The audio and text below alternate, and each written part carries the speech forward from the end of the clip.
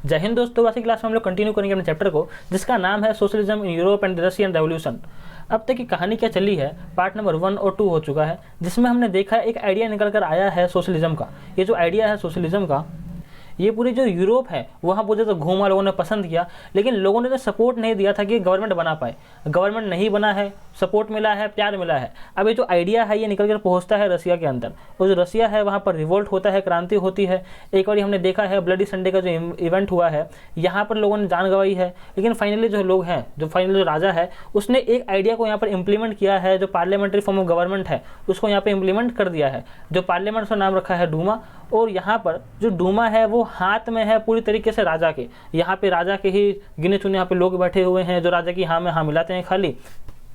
और इसी हालात में हो जाता है वर्ल्ड वॉर 1। और जब वर्ल्ड वॉर 1 होता है, यहाँ पर बेमतलब में जो रसिया है वो कूद जाता है वॉर के अंदर, जिस वजह से जो यहाँ की आर्मी है वो तंग हो रखी है बहुत ज़्यादा। जो लोग हैं उन्हें खाने को नहीं मिल रहा है, तो जो नॉर्मल सिविलाइजेशंस है, जो नॉर्मल सिविलियंस हैं, वो बहुत ज़्यादा प्रॉब्लम्स फेस कर रहे हैं। और यहाँ पर जो खाने की कीमतें हैं उसकी कीमतें बढ़ जाएगी बहुत ज़्यादा, और यहाँ पर जो प्राइस है, जो वेजेस है वो कम हो गया है। तो कुल मिलाकर कहानी इस तरीके की है, जो यहाँ पर हर एक क्लास के जो लोग हैं, चाहे वो सोल्जर्स हो, सिविलियंस हो, वो हर एक इंसान प्रॉब्लम फेस कर रहा है। और इसी वजह से रसिया है गुजर रहा है या फिर जा रहा है एक ऐसे फेस में जहाँ पे दोबारा से रिवोल्ट देखने को मिलेगा। तो कहानी कुछ इस तरीके की है। जो सेंट पीटर्सबर्ग है, one of the biggest city है, वहाँ से मॉस्को तक जो एडमिनिस्ट्रेटिव कैपिटल है, वहाँ एक नदी बहती है, इसका नाम रखा गया है नीवा। ये जो नदी है नीवा, इसके राइट साइड में यहाँ पर पूरी तरीके से फैक्ट्रीज लग रखी है। जो यहाँ पे जो फैक्ट्री वर्कर्स है उनका क्वार्टर है, यहाँ पर वो लोग रहते हैं। और जो लेफ्ट साइड है इस जगह पर पूरी तरीके से ये एडमिनिस्ट्रेटिव एरिया है। यहाँ पर जो वेस्टर्न बैंक है बड़े फैशनेबल एरिया है, क्योंकि यहाँ पे विंटर पैलेस आता है, जो ऑफिशियल बिल्डिंग्स है वो सब आती है इंक्लूडिंग डूमा। तो मतलब कुल मिलाकर जो यहाँ पर वेस्टर्न साइड है, वेस्टर्न बैंक है, वहाँ पर बड़े ही एलाइट क्लास के लोग रहते हैं, अमीर लोग रहते हैं। और जो राइट बैंक है वहाँ पर गरीब लोग रहते हैं, वर्कर्स रहते हैं। अब आगे क्या होता है, वर्ल्ड वॉर 1 की वजह से ना फूड शॉर्टेज हो जाती है, खाने की कमी हो गई है, जो कीमतें हैं खाने की वो बढ़ गई है, जिस वजह से जो वर्कर क्लास है वो कई सारे प्रॉब्लम्स को फेस कर रहा है। अब देखो, जिस भी सोसाइटी में आप देखोगे ना, तो कुछ क्रीमी लेयर होती है, 2% 5% के ऐसे लोग होते हैं जिनके पास पैसा अथाह होता है। कीमतें कितनी बढ़ जाए उन्हें कोई फर्क नहीं पड़ता, क्योंकि उनके पास इतनी आमदनी है कि वो लोग जी लेंगे। और वहीं पर एक आम इंसान होता है जिसकी आवाज़ ज़्यादा होती है, पॉपुलेशन ज़्यादा होती है, लेकिन उनके पास पैसा नहीं होता है। तो अगर प्राइस ऊपर नीचे होती है तो उनको बड़ा असर पड़ता है इस चीज़ का। तो यहाँ पर जब कीमतें बढ़ गई तो जो वर्कर्स हैं वो बोलते हैं कि भैया हम लोग काम नहीं करेंगे। और यही देखा देखी 50 और जो फैक्ट्रीज थी वहाँ पर स्ट्राइक अनाउंस कर दी गई। उन्होंने ये भी कहा कि भैया अब से हम लोग काम बिल्कुल भी नहीं करेंगे। और सिर्फ ऐसा नहीं है जो मैन है वही पार्टिसिपेट कर रहा है, जो हमारी वुमेन थी वही पार्टिसिपेट करती है। कई सारे जो स्ट्राइक्स हैं उनको लीड करती है, जिस वजह से मनाया जाता है इंटरनेशनल वुमेन्स डे। पूरा प्लेनेट जो है इस चीज़ को खुशी से मनाता है कि हमारे जो वुमेन है वो भी सामने निकल कर आई, उन्होंने भी स्ट्राइक्स को लीड किया। और जो वुमेन है उन्होंने अपने डिमांड्स को बड़े ही ओपनली रखा था। अब यहाँ पे जो आम इंसान है वो स्ट्राइक कर रहा है, प्रोटेस्ट कर रहा है, डिमांड रख रहा है, लेकिन जो पॉलिटिकल पार्टीज है यहाँ पर कोई भी आती नहीं है सामने, एक्टिवली पार्टिसिपेट नहीं करती है। यहाँ पर कोई पॉलिटिकल पार्टी लीड नहीं करती है, इंक्लूडिंग जो बोल्शेविक पार्टी है, लेनिन की पार्टी है, वो भी अभी तक यहाँ पे पिक्चर में नहीं आई है। बोल्शेविक तो काफ़ी लेट आती है, किस तरीके से वो एंट्री लेती है वो भी हम देखेंगे इसी पार्ट में। अब क्या होता है, जो गवर्नमेंट होती है ना वो चौकन्नी हो जाती है। अपने जो पुलिस वाले हैं और जो घुड़सवार सैनिक हैं उनको बोलती है कि आप तुरंत इसमें नजर रखो, अगर कुछ भी ऐसी घटनाएं होती है जो मेरे खिलाफ जाए या फिर सरकार गिरा दे तो तुरंत आप यहाँ पे एक्शन ले लेना। लेकिन जो चीज़ें थी यहाँ पे थमती नहीं है। जो गवर्नमेंट रहती है वो डूमा को सस्पेंड कर देती है, बोलते डूमा जी आप यहाँ पे हट जाइए, यहाँ पे आपका काम अब नहीं है। जो पुलिस हेडक्वार्टर होता है वहाँ पे जनता अटैक करती है, उसको तबाह कर देती है, पुलिस हेडक्वार्टर तोड़ दिया जाता है। और जो आम जनता होती है वो राइज करती है स्लोगन्स, ब्रेड को लेकर, वेज को लेकर, वर्किंग आवर्स को लेकर, डेमोक्रेसी को लेकर। जनता बोलती है कि आप डेमोक्रेसी क्यों नहीं दे रहे हो हमको, यहाँ पर इतना बुरा हाल हो गया है आपकी एडमिनिस्ट्रेशन के अंदर, अगर आप डेमोक्रेसी दे दोगे तो एटलीस्ट हम खुश तो रहेंगे कि जो भी हो रहा है यहाँ पर अच्छा बुरा जो भी हो हम जिम्मेदार रहेंगे कि हाँ भैया हमारी गवर्नमेंट है, हम अपनी जिम्मेदारी लेते हैं। अब जब इतना कुछ हुआ तो गवर्नमेंट ने ट्राई किया कि भैया कंट्रोल कर ले इस चीज़ को, लेकिन जो यहाँ पर घुड़सवार सैनिक थे उन्होंने कहा कि हम फायर बिल्कुल भी नहीं करेंगे। और उनके साथ साथ 3 और जो रेजिमेंट थे उन्होंने कहा कि हम बिल्कुल भी हमला नहीं करेंगे, गोलियां नहीं चलाएंगे उन लोगों के ऊपर जो स्ट्राइक्स कर रही है, क्योंकि हम भी सपोर्ट करते हैं इन वर्कर्स को, इनकी डिमांड बिल्कुल सही है। यहाँ पे जो कीमतें हैं वो बढ़ गई है, हम बेमतलब में पार्टिसिपेट कर रहे हैं वर्ल्ड वॉर 1 के अंदर, हमारा कोई लेना देना नहीं है यहाँ लड़ाई से, फिर भी हम लोग जा रहे हैं, अपनी जान गंवा रहे हैं, बेमतलब है हम यहाँ पे घुस चुके हैं। तो यहाँ पर जो आर्मी है वो नाराज़ थी, वो भी आ गई है स्ट्राइक्स वालों के साथ में। अब क्या होता है, जो पेट्रोल गार्ड होता है यहाँ पर जितने भी लोग होते हैं, जो सोल्जर्स होते हैं, जो वर्कर्स होते हैं, वो इकट्ठा आते हैं, अपना सोवियत बनाते हैं और यहाँ पर ये लोग बोलते हैं कि भैया ये जो हमारा डूमा है, यहीं से हम लोग अनाउंस करते हैं कि आज से हम लोग जो हैं एक डेमोक्रेटिक कंट्री के अंदर रहेंगे। अब क्या होता है, जो कमांडर होते हैं ना, जो मिलिट्री कमांडर्स होते हैं, वो एडवाइस करते हैं राजा को, जो अपने आप राज गद्दी है इसको छोड़ दीजिए, क्योंकि अगर आप बैठे रहेंगे अपनी गद्दी पर तो आपको मार दिया जाएगा, सर कलम कर दिया जाएगा। तो 2 मार्च को जो गद्दी थी यहाँ पे राजा छोड़ देता है। और इसके बाद जब गद्दी ब्लैंक हो गई तो क्या होगा, वहाँ कोई ना कोई तो आएगा, कोई ना कोई तो ऐसा इंसान बैठेगा जो बोलेगा कि भैया हाँ गद्दी पे मैं बैठूंगा, पावर क्लेम करेगा। तो यही होता है, जब वहाँ पर गद्दी खाली होती है तो पावर क्लेम करने के लिए वहाँ पर कुछ लोग आ जाते हैं। और ये जो पावर होती है, गवर्नमेंट कौन बनाता है, एक बन जाती है प्रोविंशियल गवर्नमेंट बनती है। इसका मतलब क्या होता है, जब भी कोई देश आज़ाद होता है ना, तो आज़ाद होते के साथ उसके पास अपना कॉन्स्टिट्यूशन तो होता नहीं है, जिस वजह से वहाँ पर ये प्रोसीजर नहीं है कि इलेक्शन किस तरीके से होगा। इंडिया आज़ाद हुआ 47 में, हमारे संविधान आया 50 में, तो इस 3 सालों तक हमें रूल कैसे किया गया, तो यहाँ पर इलेक्शन नहीं हुए थे। बस जो फ्रीडम फाइटर्स थे वो सब साथ बैठे कि हाँ भैया पीएम कौन बनेगा, मिनिस्टर कौन सा क्या बनेगा, और इस तरीके से यहाँ पे बना दिया गया। बिल्कुल सेम यहाँ भी हुआ। और साथ ही साथ ये भी कहा गया जो हमारा फ्यूचर रहेगा, कौन पीएम बनेगा, कौन मिनिस्टर बनेगा, कौन प्रेसिडेंट बनेगा, ये सब हमारा जो कॉन्स्टिट्यूशन असेंबली है ये देख लेगा। और हम फ्यूचर में डेफिनेटली यूनिवर्सल एडल्ट फ्रेंचाइजी को लेकर आएंगे। मतलब डेमोक्रेसी का वादा कर रहे थे यहाँ पर ये लोग। और ये लोग थे कौन, ये लोग थे आर्मी ऑफिशियल्स, लैंडलॉर्ड, इंडस्ट्रियलिस्ट। मतलब वो सभी लोग जो अमीर लोग हैं, जो पावरफुल लोग हैं, इनका पूरी तरीके से इन्फ्लुएंस आ गया है इस गवर्नमेंट के ऊपर। मतलब जो आम इंसान था, जो गरीब इंसान था, जिसने शुरुआत करी थी इस स्ट्राइक की, इस रेवोल्यूशन की, उसको आज भी पावर यहाँ पर नहीं मिली है।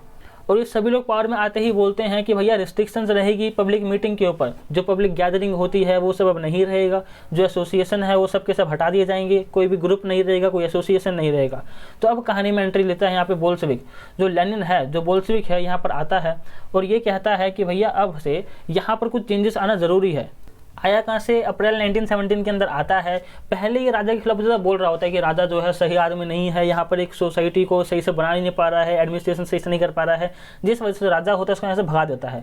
और फाइनली जब ये आता है यूरोप से छुप छपा के वापस आता है रसिया के अंदर, तो यहाँ पर आगे दोबारा बोलता है, ये बोलता है कि भैया जो लड़ाई है इससे आप तुरंत वापस हटो, लड़ाई जो है नहीं होनी चाहिए, हम बेमतलब में कूदे हैं वर्ल्ड वॉर में। उसके बाद ये बोलता है जो सोवियत आइडियाज़ है उनके पावर देना चाहिए, जो सोवियत के तरीके से एडमिनिस्ट्रेशन होना चाहिए, जो कार्ल मार्क्स का जो आइडिया है उसके हिसाब से ही आपको यहाँ पर इम्प्लीमेंट करना होगा, उन आइडियाज़ को आपको इम्प्लीमेंट करना होगा। और जो बोल्शेविक पार्टी है इसका नाम बदल देता है और जो नया नाम होता है वो है कम्युनिस्ट पार्टी। और यही जो नाम है आज की तारीख में सुनने को मिलेगा चाइना के अंदर। कम्युनिस्ट पार्टी जो है वहाँ पर रूल कर रही है, जो जिनपिंग है वहाँ का प्रेसिडेंट वो भी इसी पार्टी से बिलोंग करता है। इवन इंडिया के अंदर भी कम्युनिस्ट पार्टी है। केरला के अंदर आप देखोगे तो CPI और CPIM, यहाँ पर यही 2 पार्टीज है जो केरला के अंदर रूल कर रही है 1947 से लेकर इवन आज तक। यहीं पर यही 2 पार्टी जो खेलती रहती है, बाकी कांग्रेस और बीजेपी यहाँ पर बिल्कुल भी नहीं आ पाई है केरला के अंदर। लेनिन ने कुछ अप्रैल थीसिस दिए, इसने कहा कि देखो भैया कोई भी गवर्नमेंट आए, यहाँ पर ये 3 जो पॉइंट है ना इनके ऊपर काम तो होना ही होना चाहिए। पहला बोलता है कि वॉर खत्म करो, बहुत अच्छा बोला। अगला बोलता है जो लैंड है वो must be transfer to the peasants, जो जमीन है उसमें पहला हक बनता है किसान का, और अब किसान को जितनी भी जमीन है वो सब बांट दो। और लेनिन बोलता है कि जो बैंक है उसको आप नेशनलाइज कर दो। और आज की तारीख में जो आइडिया है ना इसको लोग पसंद नहीं करते हैं। आज की तारीख में जो आइडिया है ये है कि जो गवर्नमेंट है उनका काम है देश को चलाना, जो वर्ल्ड पॉलिटिक्स है उसको देखना, हमारे जो इमेज है इंडिया की उसको बेहतर तरीके से रिप्रेजेंट करना दुनिया के ऊपर, देश की जो गरीबी है उसको मिटाना, जो देश की डेवलपमेंट में काम है उसको करना, जो फैक्ट्रीज है, जो बैंक है वो चलाना गवर्नमेंट का काम तो है ही नहीं यहाँ पर। तो ये पुराना आइडिया था एक, लेकिन उस वक्त जो था ये नया आइडिया ही था। लेकिन जो लेनिन था ना इसने अपने आइडियाज़ यहाँ पे रख तो दिए, लेकिन कोई भी सपोर्ट नहीं कर रहा था लेनिन को। लोग तो ये कह रहे थे, ये सरप्राइज हो गए लोग, इवन जो पार्टी के लोग थे वही सरप्राइज हो गए। उनका कहना था अभी अभी एक नई गवर्नमेंट आई है, इनको आप सपोर्ट करो, देखो तो सही काम करते कैसे हैं ये लोग, फिर आप बाद में बोलना कि हाँ भैया यहाँ पर एक रेवोल्यूशन की ज़रूरत है या नहीं है। अब क्या होता है, जितने भी लोग हैं वहाँ पे रसिया के अंदर जो बुराई कर रहे हैं लेनिन की, क्यों आप गवर्नमेंट के खिलाफ बोल रहे हो, काम ही तो कर रही है, अभी तो आई है। अब यहाँ पर वही लोग सपोर्ट करते हैं लेनिन को, क्योंकि चेंजेस होने लग जाते हैं जो गवर्नमेंट है उनके एटीट्यूड में। कुछ ही महीनों बाद अब यहाँ पर वो सारे यूनियंस बन रहे हैं, ट्रेड यूनियंस बनने लग गए हैं, जो सोल्जर्स हैं वो अपना ग्रुप बना रहे हैं, कमिटीज़ बना रहे हैं, और 500 ही तकरीबन 500 सोवियट्स बन गए हैं, यानी कि 500 ग्रुप बन गए हैं जो कि बात कर रहे हैं अगेंस्ट द गवर्नमेंट। क्योंकि इनको भी लग रहा है कि जिस वजह से इनको बुलाया लाया गया था, नई गवर्नमेंट आई थी जिन चीज़ों को लेकर कि यहाँ पर हमारे पास कीमतें महंगी है, वेजेस कम है, वर्क आवर्स ज़्यादा है, उन चीज़ों के ऊपर कोई काम किया नहीं गया है। बिल्कुल जैसे हालत पहले थे वही हालत अभी भी है, और इसी वजह से जितने भी लोग थे ये सब इन्फ्लुएंस हो जाते हैं विद द लेनिन। अब ये सब लोग सपोर्ट करते हैं बोल्शेविक के आइडिया को, और जैसे ही देखती है गवर्नमेंट की हाँ भैया यहाँ पर जो इन्फ्लुएंस है हमारा वो कम हो रहा है और जो बोल्शेविक पार्टी है इसका इन्फ्लुएंस बढ़ रहा है, तो ये स्टेप लेती है। और स्टेप में ये बोलती है कि जितने भी लीडर्स हैं बोल्शेविक पार्टी के उन सबको अरेस्ट कर लो, जिस वजह से जो बोल्शेविक पार्टी के लीडर्स होते हैं या तो वो छुप जाते हैं या तो भाग जाते हैं। तो यहाँ पर भागम भाग चल रही है शहरों के अंदर, क्योंकि शहरों के अंदर जो गवर्नमेंट उनका दबदबा है, पुलिस वहीं रहती है, आर्मी वहीं रहती है, लेकिन जो रूरल एरिया है वहाँ की हालत बिल्कुल अलग है, क्योंकि वहाँ पर ना ही पुलिस है ना ही आर्मी है, वहाँ का पूरा सिचुएशन हाथ में ले रखा है बोल्शेविक पार्टी ने। अब यहाँ क्या होता है रूरल एरियाज में जो पीजेंट्स हैं, जो लीडर्स हैं, सोशलिस्ट रेवोल्यूशनरी लीडर्स हैं एंड बोल्शेविक पार्टी के लीडर्स हैं, वो लोग लैंड को रीडिस्ट्रीब्यूट कर रहे हैं, यानी कि अमीर से लैंड को ले लेते हैं, छीन लेते हैं और बांट देते हैं गरीबों में। यहाँ पर लैंड कमिटीज़ बनाई गई है जो कि रिसोल्व करेगी इस प्रॉब्लम्स को, मतलब कि अमीरों से ज़मीन छीन के गरीबों को दान कर देना, इस तरीके से काम करेगी। और ये लोग एनकरेज कर रहे हैं पीजेंट्स को, गरीब लोगों की, कि आप लोग यहाँ पर रिवोल्ट करो, सोशलिस्ट की आवाज़ उठाओ, आप लोग डिमांड करो कि हमको कार्ल मार्क्स का आइडिया ही अपने देश के अंदर चाहिए। और जो पीजेंट्स हैं अब ये खुद भी सीज कर रहे हैं उन लोगों की ज़मीन, जो लोग अमीर है, जिनके पास ढेर सारी ज़मीनें हैं, नोबल्स हैं, ज़मींदार हैं, लैंडलॉर्ड्स हैं, उनकी ज़मीनों को अब ये लोग सीज करने लग गए हैं। तो यहाँ पे जो हालात हैं रूरल एरियाज़ के अंदर वो बड़े ही डिफरेंट है comparing to the urban areas. और फिर कुछ ही वक्त बाद, यानी कि अगले ही महीने तक आप देखोगे जुलाई से सितंबर तक ये सब चल ही रहा था, फिर अक्टूबर आते आते यहाँ पे जो बोल्शेविक पार्टी है ये हद से ज़्यादा स्ट्रॉन्ग हो गई। और यहाँ पर बोल्शेविक पार्टी ने, यानी लेनिन जो था, इसने अपने आप को इतना मजबूत कर लिया कि जितने भी आर्मी के लोग थे, सोवियट्स यानी ग्रुप जो थे, फैक्ट्रीज जो थी, इन सब के लोगों को एक साथ लेकर आए और इन्होंने कहा कि भैया अब हम लोगों को एक रेवोल्यूशन लाना पड़ेगा, अब हम लोगों को मिलकर यहाँ पे सोशलिस्ट जो आइडिया है इसको लाना पड़ेगा, और यही जो सोशलिस्ट आइडिया है ये पावर को अपने हाथ में लेकर, और इसी तरीके से हम लोग अपनी कंट्री को चलाएंगे। अब रसिया के अंदर पूरा एक एटमॉस्फेयर क्रिएट हो गया है, दो ग्रुप बन गए हैं। एक ऐसा ग्रुप है जो कि गवर्नमेंट पहले से गेन करता है, इनके पास अपनी गवर्नमेंट है, और साथ ही साथ यहाँ पर एक और ग्रुप ऐसा है जो कि लेनिन के साथ है। यहाँ पर वो सारे आर्मी ऑफिसर्स भी हैं, यहाँ पर वर्कर्स हैं, यहाँ पर पीजेंट्स हैं, यहाँ पर वो गरीब लोग हैं जिसके पास खाने को पैसा नहीं है। और गवर्नमेंट के अंदर कुछ ऐसे ईमानदार लोग हैं जो कि चाहते हैं कि हाँ भैया गवर्नमेंट यहाँ की यहीं रहे, क्योंकि इनको एडवांटेज मिल रहा है इस गवर्नमेंट की वजह से। अब यहाँ पर दो अलग अलग ग्रुप बन गए। पहला है मिलिट्री रेवोल्यूशनरी कमेटी, यहाँ पर वो लोग हैं जो लेनिन के सपोर्ट में है। ये जो ग्रुप है इसको हेड कर रहे हैं लियोन ट्रोट्स्की, ये जो यहाँ पे है, ये जो पूरी तरीके से लीड करेंगे। इन्होंने प्लानिंग बनाया है किस तरीके से हमको रिवोल्ट करना है। जो डेट है इन्होंने सीक्रेट रखी है, किसी को डेट बताई नहीं है। अचानक से हम उठेंगे रातों रात और रातों रात ही सत्ता को पलट कर रख देंगे, और डेट है 24 अक्टूबर। लेकिन जो यहाँ पर प्राइम मिनिस्टर है किर्नस्काई, ये भी जानते हैं कि रिवोल्ट होने वाला है, क्रांति होने वाली है, इसी वजह से ये पूरी प्लानिंग के साथ बैठे हुए हैं। इन्होंने अपने जो लॉयल आर्मी मैन है उन सबको इकट्ठा किया, इन्होंने रेड डलवाई है बोल्शेविक के जो बिल्डिंग्स है जहाँ पर न्यूज़पेपर जो छपता है वहाँ पर, और जो यहाँ का टेलीफोन था, टेलीग्राफ था, वो सब कुछ अपने कंट्रोल में ले लिया है, जब्त कर लिया है। और जो विंटर पैलेस है, क्योंकि मेन तो पावर विंटर पैलेस के अंदर ही है, जो पैलेस के अंदर घुस गया, गद्दी पे बैठ गया, वही बन जाएगा प्राइम मिनिस्टर अगला। तो यहाँ पर पूरा गेम चल रहा है किस तरीके से हम पावर को गेन कर ले। एक सोच रहा है पावर गेन कर ले, एक सोच रहा है पावर को हम हाथ से जाने नहीं देंगे। अब चालू होती है यहाँ पर लड़ाई। अब क्या होता है, जो लेनिन होते हैं ना, उसके बाद ज़्यादा आर्मी मैन होते हैं, जिस वजह से जल्द से जल्द वो पावर को गेन कर लेते हैं। पावर को गेन करते ही जितने मिनिस्टर्स होते हैं उन सबको अरेस्ट कर लेते हैं, ताकि जो मिनिस्टर है वो रिवोल्ट ना कर दे या फिर किस तरीके से छलबाजी से पावर को गेन दोबारा से ना कर ले। अब यहाँ पे जो नदी है नीवा नदी, यहाँ पर हम शिप को उतारते हैं औरोरा। इस शिप के जरिए कई सारे जो आर्मी के पॉइंट्स होते हैं, क्योंकि जो रिवर है आपने देखा है किस तरीके से सेंट पीटर्सबर्ग है उसको मॉस्को से कनेक्ट करता है, तो दो बड़े बड़े सिटीज़ को कनेक्ट कर रहा है। यहाँ पे वो सारे आर्मी के पॉइंट्स हैं, उन सबको जाते हैं अपने कंट्रोल में ले लेते हैं, जिस वजह से रातों ही रात यहाँ पे जो सत्ता है वो पलट जाती है। अब यहाँ पे आ गया है प्योरली एक लेनिन की गवर्नमेंट, एक कम्युनिस्ट कंट्री बन चुका है पूरी तरीके से। अब क्या है, जो कांग्रेस है यहाँ पे, मतलब जो संघ है, जो ग्रुप है सोवियट्स का, वो और जो बोल्शेविक है, ये दोनों के दोनों मिलकर पावर को टेक ओवर कर लेते हैं।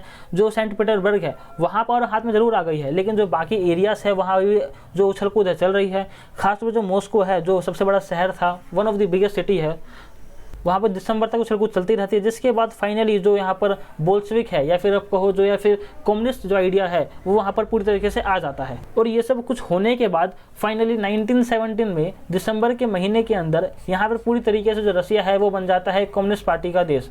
अब यहाँ पर वही होगा जो सिर्फ और सिर्फ कार्ल मार्क्स का आइडिया कहता था, और क्या होगा ये सब हम देखेंगे इसके लास्ट पार्ट में, जो कि रहेगा 4th पार्ट। तो जय हिंद, जय भारत। इस वीडियो में इतना ही।